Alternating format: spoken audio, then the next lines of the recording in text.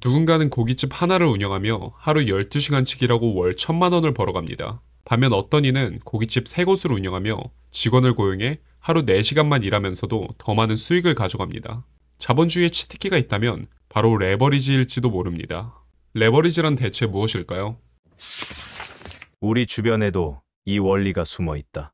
20%의 고객이 매출의 80%를 만들어주는 가게가 있다. 또 20%의 근로자가 회사 전체의 주요 프로젝트를 대부분 이끄는 경우도 있다. 그래서 누군가는 이 법칙에 대해 회의적인 시선을 보이기도 한다. 왜 대부분의 이익과 성과가 소수에게서 나와야 하는지 의문을 품는 것이다. 중요한 것은 막연히 80대 20을 모두 없애려는 시도가 아니라 어디에 에너지를 쏟고 어느 부분을 놓아둘지 결정하는 일이다. 레버리지라는 개념도 이와 맞닿아 있다. 흔히 레버리지를 대출의 개념으로만 이해하는 이들도 있다. 뭔가를 살 때 은행에서 빌린 자금을 레버리지라고 말하기도 한다. 그런데 어떤 이는 말한다. 자본주의 사회에서 살아남으려면 레버리지를 잘 사용하는 방법을 반드시 익혀야 한다고. 이 책이나 다양한 자료에서 말하는 레버리지는 단순한 빚이 아니라 자본주의 환경 속에서 성장 속도를 높이는 도구로서의 개념을 가리킨다. 레버리지는 여러 톱니바퀴를 서로 물려서 움직이게 하는 방식과 비슷하게 보인다. 작은 톱니바퀴라도 옆에 있는 더 큰 톱니바퀴에 맞물려 돌아가면 훨씬 강한 힘을 낼 수 있다. 이처럼 혼자 힘만으로 일하려고 하기보다 주변의 힘과 자원을 적극적으로 활용하는 태도가 레버리지를 구사하는 핵심이라고 볼 수 있다. 누군가는 나보다 못하는 사람을 내가 돈까지 줘가면서 고용을 한다는 건 그건 정말 말도 안 된다 생각할 수 있다. 하지만 삶에서 레버리지를 사용하면 한정된 시간을 더 높은 효율로 쓸 수 있다. 예를 들어 어떤 사람이 요리를 매우 잘한다 해도 청소 같은 다른 업무까지 혼자 하려면 하루가 부족해진다. 소중한 자원을 낭비하지 않으려면 오히려 청소를 다른 사람에게 맡기고 요리에만 집중하는 편이 낫다. 그 결과 본인이 가장 잘하는 분야에서 시너지를 더 크게 낼 수 있다. 그런데 이 레버리지 개념이 쉽지 않은 이유는 대부분 사람이 자신이 잘하는 일을 직접 해야 직성이 풀린다고 느끼기 때문이다. 잘하는 일을 타인에게 맡기면 결과물이 기대치에 못 미칠 것이라는 두려움도 생긴다. 그러나 레버리지 관점에서 보면 아주 뛰어난 재능이라 해도 그 일 자체가 내 핵심 성과에 반드시 필요한가를 따져보는 과정이 선행되어야 한다. 손흥민 선수 예시가 자주 회자되곤 한다. 그가 축구뿐 아니라 청소도 남들보다 훨씬 잘한다고 가정해보자. 그렇다고 해서 손흥민 선수가 직접 청소하며 시간을 보낸다면 정작 축구 훈련과 경기 준비에 쓸 시간이 부족해진다. 만약 그가 축구를 통해 더 크고 가치 있는 성과를 낼 수 있다면 자신의 청소 능력을 잠시 접어두고 전문 청소 인력에게 맡기는 것이 훨씬 효율적이다. 이처럼 레버리지의 참된 어려움은 내가 잘하는 일까지도 과감히 내려놓거나 다른 사람에게 맡길 수 있느냐에 달려있다. 그것이 궁극적으로 더 큰 자유와 성장을 가져다 준다는 믿음이 있어야 가능한 선택이다. 이때 자기 확신이 부족하거나 타인을 신뢰하지 못하는 성향이라면 레버리지를 적용하기 어렵다. 경제학에서는 비교 우위라는 개념도 있다. A와 B가 같은 일을 할 수 있다고 해도 각각 집중해서 잘할 수 있는 영역이 조금씩 다르다. 설령 A가 B보다 모든 일을 조금씩 더 잘한다고 해도 A가 가장 높은 성과를 낼 수 있는 분야에 몰입하고 나머지를 B에게 맡기는 편이 결국 둘 모두에게 이득이 될 때가 있다. 그래서 어떤 이는 말한다. 남이 나보다 못한다 해도 그 역할을 위임하는 것이 전체 효율을 극대화하는 길이라고. 이런 시도를 하는 과정을 통해 우리는 우리만의 핵심 역량, 즉 놓치지 말아야 할 20%를 찾게 된다. 처음에는 잘 떠오르지 않을 수도 있다. 업무를 시작할 때는 모든 것을 직접 해내야 능력이 늘 거라고 믿기 쉽다. 그래서 많은 창업자나 프리랜서가 사소한 일까지 전부 떠안고 때로는 밤낮 없이 일하는 수고를 감내한다. 그러다 보면 정작 돈이 되는 분야나 자기 재능이 발휘되어야 할 핵심 분야에 쏟을 시간이 줄어든다. 레버리지는 이런 함정을 깨뜨린다. 나 혼자서만 일을 잘하는 것이 아니라 주변의 힘을 빌려 내가 진짜 잘하는 한 가지에 집중하라고 말한다. 그래야 최고의 가치를 창출할 수 있다고 전한다. 어떤 이는 이것을 상당히 이기적이거나 차가운 태도라고 볼 수도 있다. 그러나 반대로 생각해보면 내가 고유한 재능을 최대한 살리고 싶다면, 내 능력이 낮은 분야나 아니면 굳이 내가 하지 않아도 되는 일은 과감히 넘기는 편이 좋다. 여기서 시간을 구분하는 기준도 흥미롭다. 낭비된 시간, 소비된 시간, 투자된 시간으로 나누어 볼 수 있다. 낭비된 시간은 말 그대로 불필요하게 흘려보낸 시간이다. 예를 들어 멍하니 SNS만 보다가 끝난 오후 한나절은 낭비된 시간으로 볼 수 있다. 그 중에는 휴식의 가치도 있을 수 있으나 아무런 의도 없이 의미 없이 흘렀다면 분명 낭비가 맞다고 느끼게 된다. 소비된 시간은 당장 급여나 대가를 얻었으나 그 일이 끝나면 더 이상 나에게 가치가 쌓이지 않는 시간을 말한다. 지급을 받고 단순 노동을 하는 순간에는 돈을 얻는다. 하지만 그 일이 마무리된 뒤 미래에 추가로 얻을 만한 이익이 따로 없다면 그것은 소비된 시간으로 분류된다고 볼 수 있다. 그래서 어떤 이는 말한다. 이 소비된 시간을 줄이고 투자된 시간을 늘리는 것이 개인의 성장과 여유를 확보하는 길이라고. 투자된 시간은 지금 당장은 성과가 없어 보일지라도 미래의 나에게 이익을 가져다 줄 일을 하는 시간이다. 예를 들어 책을 쓰기 위해 자료를 찾는 과정, 혹은 창작 활동을 위해 실험해보는 과정이 그런 예에 해당될 수 있다. 언뜻 보면 당장의 수익과는 무관해 보이지만 그 시간을 통해 새로운 작품이나 지식이 생긴다면 이는 훗날 수익으로 이어질 수 있다는 점에서 투자에 가깝다. 사람들은 흔히 소비된 시간에 중독된 채로 살아간다. 매달 정해진 월급이 들어오면 당장은 안정적이라고 느끼지만 그 시간이 나중에 훨씬 큰 가치를 만들어내지는 않는다는 사실을 알아차리는 순간 불안함을 느끼게 된다. 그래서 적절히 레버리지를 사용해 투자된 시간을 늘리는 사람이 장기적으로 더 자유로워진다는 주장도 있다.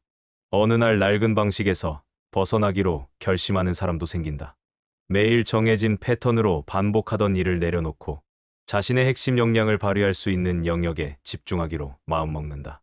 그때 곁에 있는 친구나 파트너, 혹은 전문가와 함께 협력해서 이전에 혼자 수행하던 일을 분담하거나 외주를 맡기기 시작한다. 처음에는 비용이 드니 거부감이 들기도 하지만 시간이 흐르면 나 자신이 온전히 해야 할 일에만 집중할 수 있다는 커다란 장점을 깨닫게 된다. 누군가는 여기에 반대의 의견을 내놓는다. 모든 일을 맡기기만 하면 사람의 능력이 제대로 자라지 않는다는 주장이다. 실제로 어떤 이는 말한다. 어려운 일을 직접 겪으며 역량을 넓혀야 진정한 성장이 가능하다고. 맞는 말처럼 들린다. 다만 레버리지, 사고방식에서 말하는 분업이나 위임은 무조건 편한 길만 가자는 뜻이 아니다. 진짜 핵심이 무엇인지 찾고 그 외의 일은 타인의 능력과 교환하자는 의미다. 예를 들어 자기가 도무지 실력을 늘리고 싶지 않은 분야가 있다면 그것은 누군가에게 맡기는 편이 더 낫다.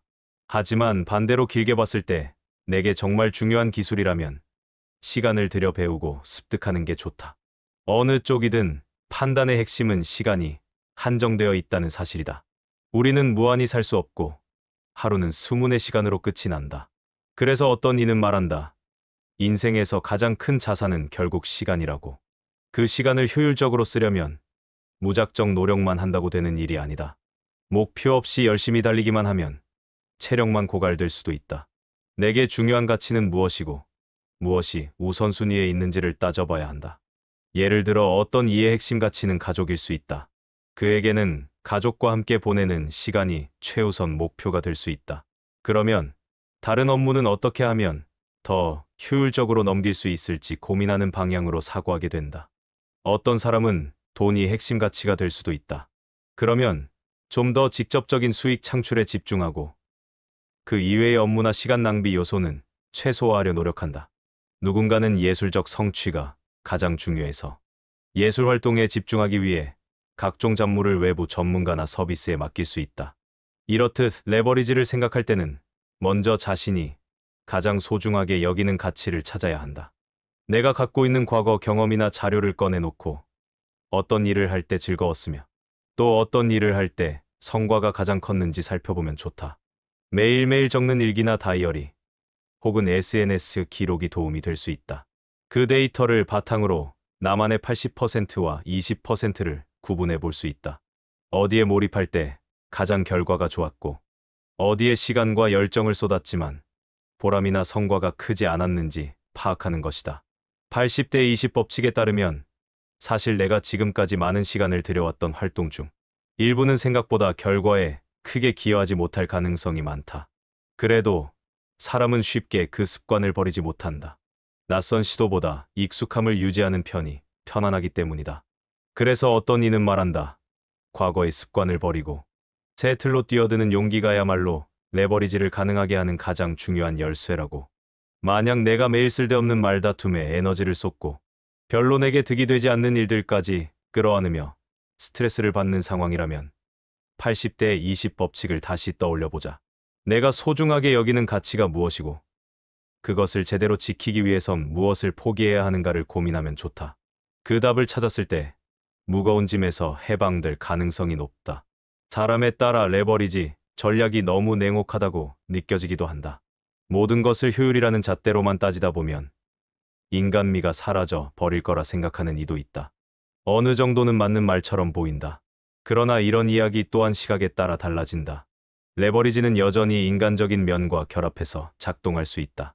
예를 들어 내가 좋아하는 사람들과 팀을 이루어 함께 성장하는 과정을 레버리지로 볼 수도 있다. 레버리지는 결코 혼자만을 위한 기술이 아니다. 오히려 타인과 협력하는 과정에서 더 큰 시너지가 날 수 있다. 팀원 각각의 장점을 살려서 공통 목표에 기여한다면 나 혼자 해내기 어려운 지점까지 도달하는 효과가 생긴다. 또 한편으로 타인을 활용한다는 표현이 불편하게 들릴 수 있지만 서로가 서로의 부족함을 채워주는 수평적인 파트너십도 레버리지의 또 다른 형태가 될 수 있다. 우리는 모두 자본주의 시스템 아래에서 시간이 곧 자원이라는 사실을 체감하며 살아간다. 회사에서 주는 월급이나 자신이 영위하는 사업의 수익은 결국 시간 대비 효율과 직결되어 있다. 그래서 더 적은 시간으로 더 높은 가치를 창출하려는 시도는 자연스러운 욕구처럼 보인다. 80대 20 법칙과 레버리지는 그런 욕구를 구체적 방식으로 실현하려는 개념이다. 하지만 사람마다 상황은 제각각이다.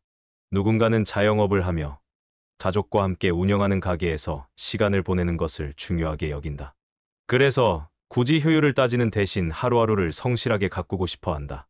이 경우에도 80대 20 법칙을 적용해 볼 수 있다.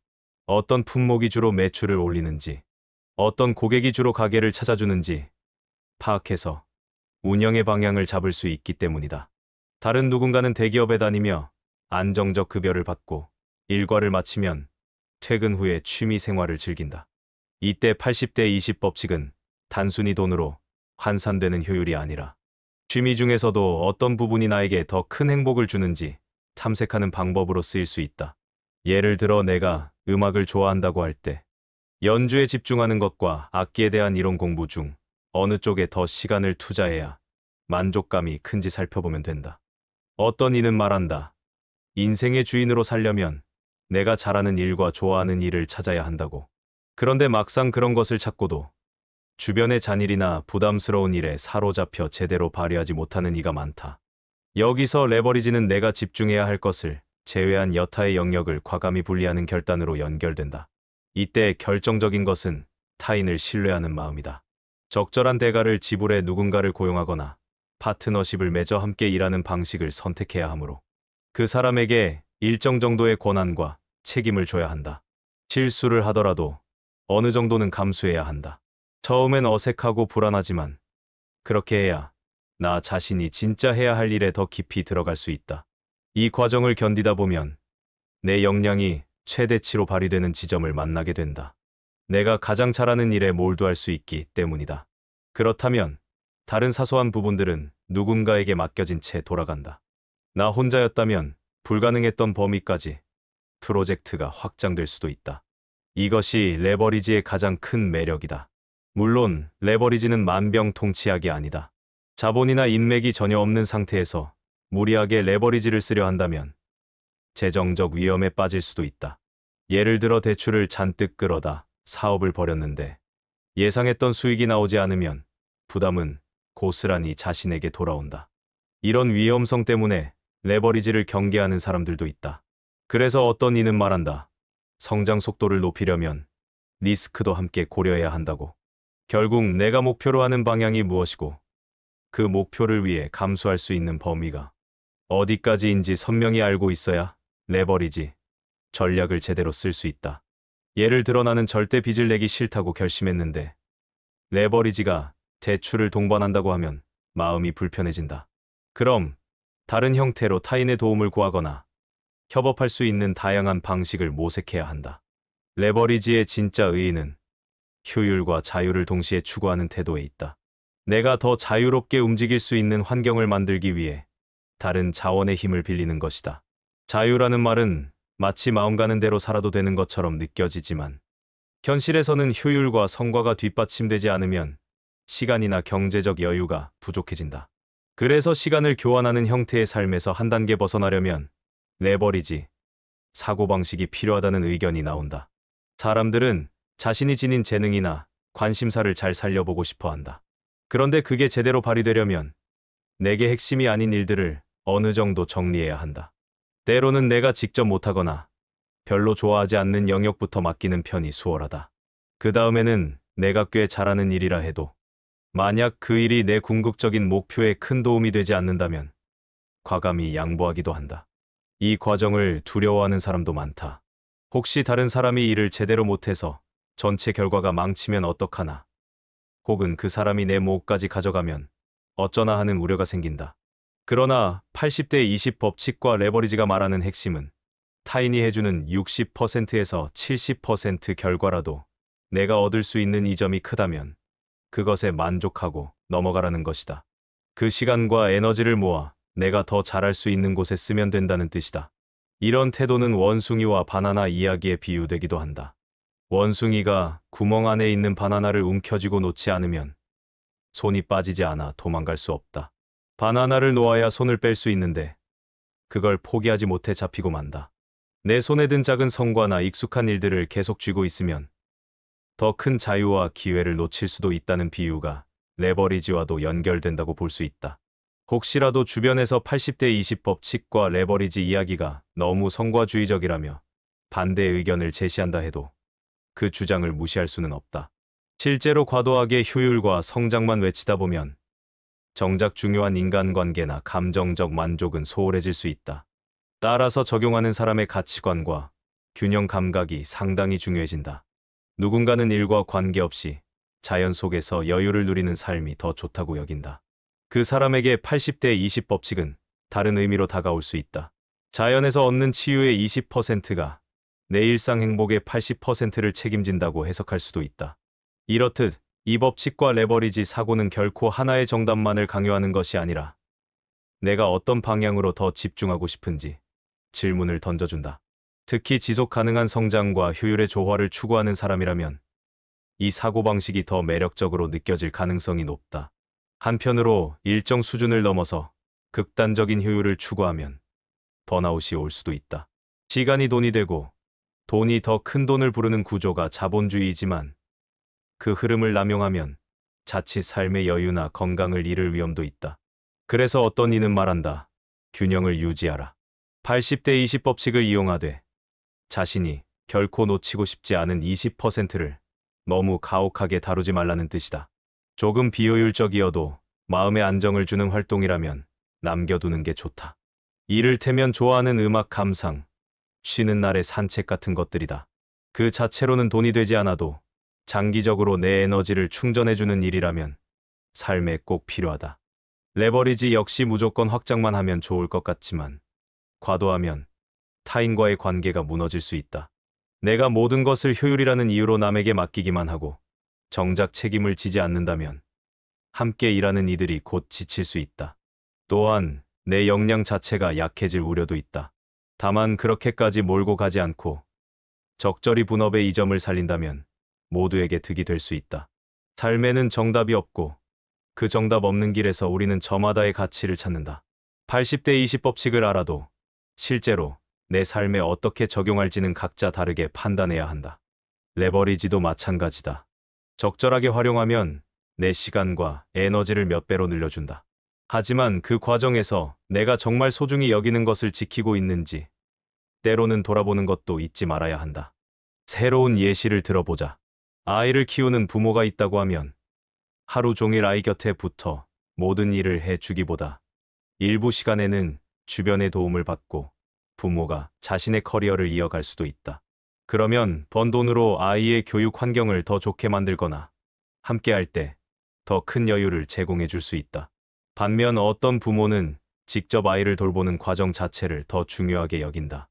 이처럼 레버리지와 80대 20 법칙은 사람마다 해석이 다르다.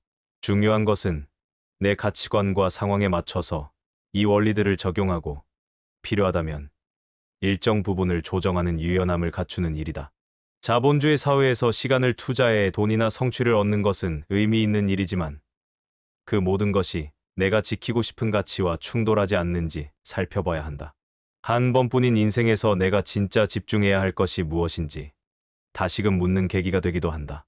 비교의 예시로 농부와 어부 이야기도 떠올리면 이해가 쉬워진다. 농부가 어부보다 농사를 더 잘 짓고 어부보다 고기도 더 잘 잡을 수 있다고 해도 서로 역할을 나누는 것이 더 효율적이다. 농부가 주로 농사에 집중하고 어부가 주로 고기를 잡아 교환한다면 둘 다 만족스러운 결과를 얻게 된다. 그래서 어떤 이는 말한다. 능력이 조금 부족하더라도 서로 협력하면 더 풍요로운 결과를 얻는다고. 이러한 사고는 단지 업무 현장에 국한되지 않는다. 취미나 봉사활동 같은 분야에도 적용해 볼 수 있다. 가령 어떤 공동체에서 그림을 잘 그리는 사람과 글을 잘 쓰는 사람이 있다고 하면 협업을 통해 멋진 책자를 제작할 수 있다. 둘 다 그림도 글도 어중간하게 하려고 하면 결과가 미묘해질 수 있다. 이렇게 맡길 부분은 맡기고 내 재능을 최대치로 살리는 방식이 훨씬 만족스러운 결과를 낸다. 시간이 갈수록 정보와 기회가 많아지고 사람들은 더욱 바쁜 일상에 시달리고 있다. 똑같이 20의 시간을 주어졌어도 누구는 제대로 투자된 시간을 보내고 누구는 정신없이 흩어진 시간을 보낸다. 그래서 80대 20 법칙과 레버리지라는 개념을 한 번쯤 고민해보는 것은 의미가 있다. 내 행동이 어디에 가치를 두고 있는지, 어떤 방식으로 내가 목표를 추구하고 있는지 점검해 볼 수 있다. 반대되는 시각도 종종 언급된다. 세상을 지나치게 숫자와 효율로만 재단하면 인간다움을 잃는다고 말하는 사람도 있다. 더군다나 80대 20 법칙을 과도하게 믿다가 내 노력으로 바꿀 수 있는 80%의 가능성까지도 포기해버리는 일이 생길 수 있다는 지적이다. 확실히 사람마다 추구하는 바는 다르므로 모든 것이 계산대로 흘러가지는 않는다. 결국 스스로가 그 균형점을 찾는 수밖에 없다.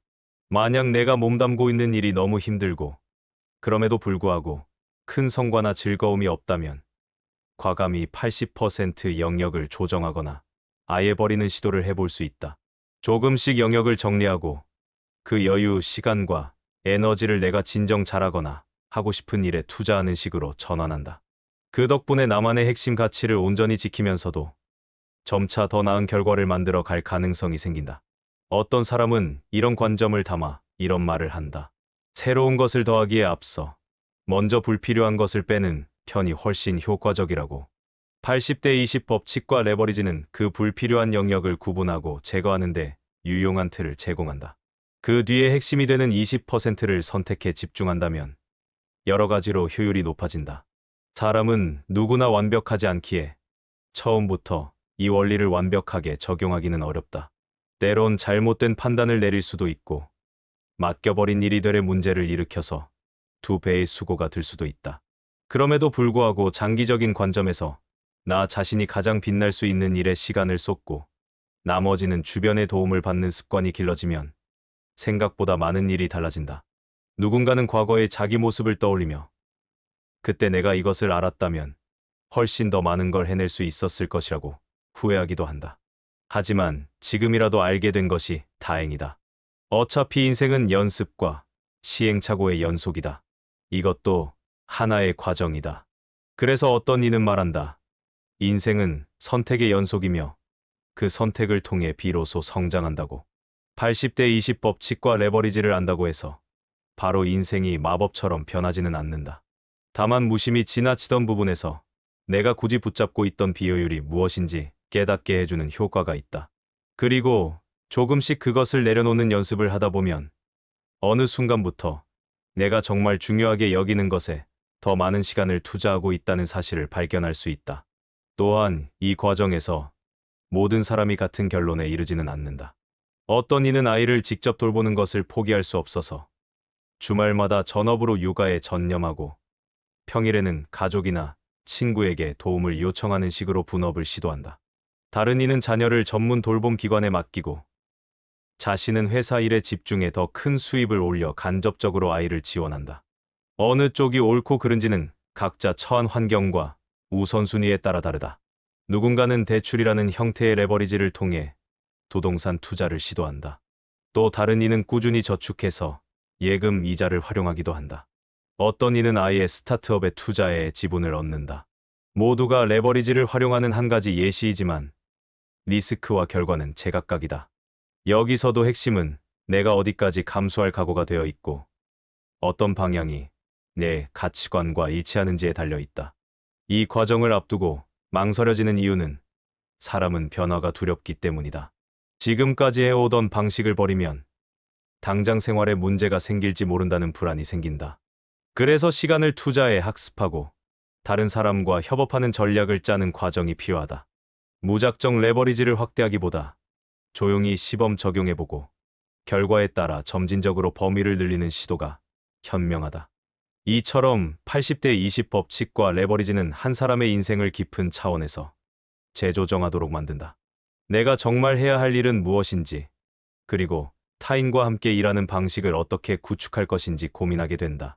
그 과정이 결코 쉽지 않더라도 한번 그 틀을 접하면 예전으로 돌아가기 어렵다. 더 큰 자유와 성취를 맛보는 순간 그 전으로 되돌아가고 싶지 않다고 느끼게 되기 때문이다. 다른 한편으로 내 인생에서 지극히 비효율적인 20%가 도무지 제거되지 않을 때가 있다. 그때는 어쩔 수 없이 그 영역을 받아들이는 자세도 필요하다. 내 주변에 나를 좋아하지 않는 사람이 존재하듯 누구도 완벽하게 나와 맞출 수는 없다. 이 부분을 없애려는 데에 과도한 에너지를 쏟다 보면 정작 중요한 20%에 쏟을 힘이 줄어든다. 우리에게 중요한 것은 완벽함이 아니라 더 나은 균형과 선택이다. 일이 잘 풀리지 않는 순간이 오면 80대 20 법칙을 다시 꺼내어 어느 곳에 문제의 본질이 있는지 확인해 볼 수 있다. 만약 비효율적인 부분이 나를 괴롭힌다면 그것이 내가 통제 가능한 것인지 아니면 아예 가벼이 흘려보낼 부분인지를 구분하는 태도를 익히는 것이 유익하다. 가령 회사에서 성과가 떨어지는 직원을 바꿔놓으려 무리하게 시도하는 것보다 그 일을 가장 잘하는 사람에게 재배치해주거나 상황에 따라 담당을 다시 분배하는 방법도 있다. 모든 걸 나 혼자 떠안으면서 고치려고 하면 나 스스로도 지치고 상대방도 성장하지 못한다. 따라서 어떤 이는 말한다. 인간관계도 결국 레버리지의 한 형태로 볼 수 있다고.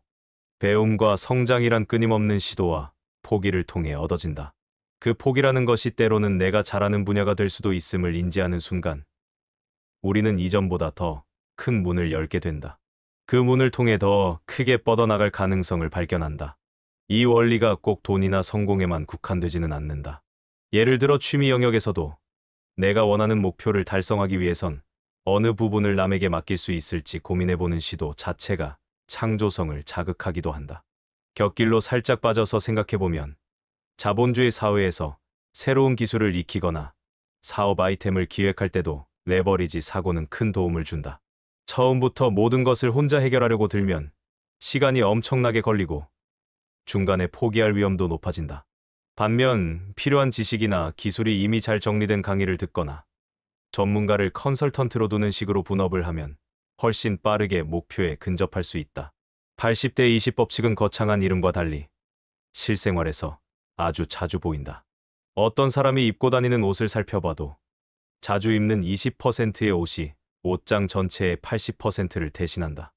냉장고 안에서도 주로 먹는 식재료는 몇 가지에 불과한데 뒤쪽에는 손도 안 대는 재료들이 오랫동안 방치된다.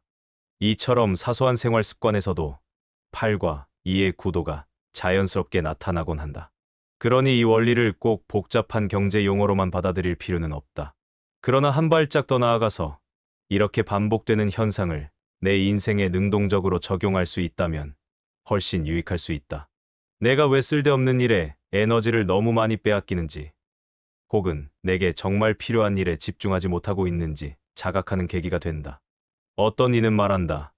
인생은 결국 스스로 만족할 수 있는 형태로 디자인해야 한다고. 그 디자인의 도구 중 하나로 80대 20 법칙과 레버리지를 제안해 볼 수 있다. 처음에는 어렵고 낯설어도 작은 부분부터 시도해보면 하나씩 깨달음을 얻을 수 있다. 자잘한 일에 매달려 시간을 흘려보내던 습관에서 벗어나 내가 진짜로 소중히 여기는 영역에 몰입할 수 있다면 그 자체만으로도 커다란 변화다. 비록 모두가 이 방법을 똑같이 사용할 필요는 없다. 세상은 다양하고 효율보다는 편안함이나 익숙함을 선택하는 이도 많다. 어떤 이는 사업보다 인간관계를 더 중시하고 어떤 이는 돈보다 취미 생활의 만족도를 최우선으로 둔다. 중요한 것은 그 선택이 의식적인 것인지 아니면 무심코 습관에 이끌려 하고 있는지 돌아보는 기회가 있다는 사실이다. 이를 위해서는 삶의 비효율을 받아들이는 태도와 동시에 그 비효율을 줄이려는 의지도 함께 가져야 한다. 내가 할 필요가 없는 일에 자꾸 달라붙으면 결국 나에게 진짜 중요한 일에 쓸 에너지가 사라진다. 부디 더 많은 사람이 80대 20 법칙과 레버리지라는 아이디어를 통해 자신의 시간을 되돌아보고 핵심 가치를 지켜나가는 과정을 즐기게 되길 바란다. 아직 어떤 결심을 내리지 못했다면 우선 하루를 시간 단위로 기록해보는 습관부터 시작해볼 만하다. 오전에 뭘 했는지, 오후에는 어떤 일을 처리했는지, 저녁에는 어떤 식으로 시간을 보냈는지 적어본다. 그리고 그 일을 내가 좋아하는지 혹은 성과가 있는지 따져본다. 그런 다음 어느 부분이 없어도 되는지, 어느 부분을 더 키워야 하는지 살펴보면 의외의 해답을 얻게 된다. 이런 과정을 몇 번 반복하면 서서히 내가 집중해야 할 20%가 무엇인지 보이게 된다. 그 20%를 더욱 날카롭게 갈고 닦다 보면 자연스레 더 큰 성과가 생길 수도 있고 삶의 활력이 돌아올 수도 있다. 혹은 예상치 못했던 길이 열릴 수도 있다. 그리고 그 결실은 일시적이지 않고 꾸준히 유지될 가능성이 커진다. 반면 소중한 20%를 자꾸 희석시키는 일이나 관계가 있다면 결단이 필요할 수 있다. 완전히 끊어내기 어려운 것이라면 적당한 선에서 거리를 두거나 공동으로 해결할 방법을 찾을 수도 있다. 구체적인 실천법은 각자에게 달려 있지만 어쨌든 이 법칙은 우리에게 계속 질문을 던진다. 진짜 내게 중요한 일이 무엇이고 나는 그 일을 위해 어떤 부분을 줄이거나 넘길 수 있는가? 생각보다 이 질문은 쉽지 않다. 많은 사람이 막연히 뭔가를 포기하면 손해라고 생각한다. 하지만 반대로 무언가를 포기하지 않으면 더 큰 기회를 놓칠 수도 있다. 우리는 원숭이처럼 바나나를 쥐고 놓지 못해 결국 자유를 잃을 수도 있다. 그 바나나가 당장은 달콤해 보여도 더 중요한 무언가를 얻지 못하는 함정이 될 수 있다는 이야기를 곱씹어 볼 필요가 있다. 중요한 것은 다른 사람이 정해준 답이 아니라 나 스스로 선택한 답이다. 그 선택을 하기 전에 80대 20 법칙과 레버리지라는 개념을 충분히 살펴보면 도움이 될 수 있다. 그리고 막상 시작해보면 의외로 재미를 느낄 수도 있다. 새로운 시도를 해봤을 때 나에게 주어지는 결과가 이전과 확연히 다르다는 사실을 체감할 수도 있다. 삶은 종종 예측 불가능한 방향으로 흐른다. 그래서 모든 걸 통제하고 싶어도 불가능에 가깝다. 하지만 적어도 나 스스로가 초점을 어디에 맞출지 결정할 자유는 남아있다. 그 자유를 활용해 더 많은 것을 경험하고 더 깊게 몰입해보는 것이 80대 20 법칙과 레버리지가 전하는 메시지라 할 수 있다. 혹시나 아직도 의구심이 드는 사람도 있을 것 같다. 그래도 조금씩 시도해보면 어떨까 한다. 처음에는 작은 영역부터 남에게 맡기거나 내가 중요하게 여기는 일을 더 길게 하는 식으로 조정하는 것이다. 그러다가 손해를 본다고 느끼거나 불안하다면 다시 원래대로 돌아갈 수도 있다. 그러나 많은 이가 레버리지의 묘미를 맛본 뒤에는 되돌아가고 싶어 하지 않는다고들 말한다. 80대 20 법칙도 마찬가지다. 무조건 이 원리를 맹신하는 사람도 있겠지만 실제로 체감해보면 의외로 깊은 통찰이 숨어 있다는 걸 알게 된다고 이야기하는 이가 많다. 예를 들어 내 일상의 사소한 습관, 지출 패턴, 인간관계 등을 떠올려보면 정작 나를 진정 행복하게 해주거나 성과를 높여주는 건 소수의 요인일 때가 많다. 이쯤 되면 슬며시 내가 앞으로 어떤 행동을 취해야 할지 고민이 이어질 수도 있다.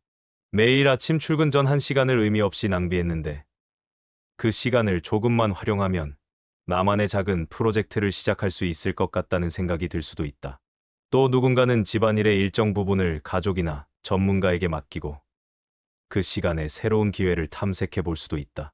세상은 계속 변한다. 변하지 않는 것은 우리가 하루에 쓸 수 있는 시간이 한정되어 있다는 사실뿐이다. 그 제한된 시간을 어떻게 배분하는지가 삶의 질과 방향을 결정짓는다. 80대 20 법칙과 레버리지는 그 배분을 조금 더 현명하게 만들 수 있는 실마리가 된다. 더 이상 붙잡고 있지 않아도 될 무언가를 내려놓고 내가 붙들고 싶은 가치를 한층 공고히 할 기회를 열어준다. 어떤 이는 말한다. 우리는 언젠가 다 놓고 떠나야 한다고. 삶의 끝에 이르면 쌓아둔 재물이나 미련조차 남길 수 없다고. 그렇다면 그 전까지 어떻게 살아갈 것인지 고민하는 과정에서 80대 20 법칙은 내가 소중히 할 것을 발견하는데 도움을 준다. 레버리지는 그 발견한 것을 좀 더 크게 꽃피우는 도구가 된다. 돌이켜보면 힘들게 노력하는 것만으로 해결되지 않는 문제가 많다. 무작정 달리는 열정이 아니라 어디에 에너지를 쏟아야 할지 아는 통찰이 필요하다. 그 통찰이 생기는 순간부터 삶의 방향이 조금씩 달라진다. 누군가는 그 변화가 체감될 때 묘한 해방감을 느낀다고 한다. 적은 노력으로도 더 풍부한 결과가 나오고 내게 진짜 소중한 부분이 더 선명해진다고. 앞서 말했듯 결코 이 원리가 전부를 해결하지는 않는다. 타인과의 갈등, 예기치 못한 질병, 각종 우연한 사건들은 레버리지나 80대 20 법칙과 무관하게 일어날 수 있다. 그래도 중요한 것은 적어도 내가 통제할 수 있는 영역 안에서는 선택의 여지가 있다는 사실이다. 그것만으로도 내 삶을 훨씬 다르게 꾸밀 수 있다. 마치 정원을 가꾸는 것과 비슷하다. 잡초를 모두 뽑고 비옥한 토양을 만들었는데 뜻밖의 폭우나 병충해가 생길 수도 있다. 그래도 그 가능성을 아예 두려워하며 아무것도 하지 않기보다는 미리 대비하고 잘 키워낼 방안을 찾는 쪽이 훨씬 지혜롭다. 80대 20 법칙과 레버리지라는 씨앗을 심어 놓으면 그 정원은 이전과 다른 풍경을 보여줄 수 있다. 아직 확신이 서지 않는다면 새로운 시도가 두려운 것은 당연하다. 하지만 그 두려움을 넘어서야만 다음 단계를 맛볼 수 있다. 그리고 그 다음 단계에서 뭔가 잘못되면 다시 돌아와도 된다. 핵심은 시도와 반복이다. 그렇게 시간을 보내다 보면 나만의 속도와 방식이 조금씩 자리 잡는다. 누군가는 여전히 반대의 의견을 고수할 수 있다. 사람은 한 분야에만 집중해서는 다방면으로 성장하기 어렵다고 말하기도 한다. 충분히 일리 있는 지적이다. 하지만 한편으로 너무 많은 분야를 동시에 붙들면 하나도 제대로 못할 위험이 있다는 점도 사실이다. 어느 선에서 균형을 찾을지는 각자의 몫이다. 어떤 이는 말한다. 자신을 둘러싼 자원과 사람들을 존중하면서도 주도적으로 이끌어 나가는 태도가 인생의 질을 높인다고. 이것이 80대 20 법칙과 레버리지의 핵심 가치와도 통한다. 단순히 남을 착취하거나 기계처럼 효율만 따지는 것이 아니라 서로가 도움을 주고받으며 각자의 강점을 살리는 방식이 최적의 길일 수도 있다. 길고 복잡해 보이지만 본질은 간단하다. 내게 정말 필요한 것에 집중하고 아닌 것은 과감히 내려놓으려는 마음이 시작점이다. 그리고 이를 실행하는 다양한 도구 중 하나가 레버리지다. 결국 모든 사람은 자신이 가야 할 길을 스스로 결정한다. 누군가는 이 아이디어를 기회로 삼아 한 단계에 도약하기도 하고 다른 이는 새로운 꿈을 설계하는데 응용하기도 한다. 의미 있는 시도였다고 회고하는 사람이 많다. 처음에는 낯설지만 어느새 불필요한 것들을 줄이고 내게 맞는 일에 파고드는 습관이 생긴다. 그러다 보면 자연히 80대 20 법칙이 보여주는 원리가 삶의 곳곳에서 작동하고 있음을 알게 된다. 그 작동이 커질수록 레버리지는 더욱 강력해진다.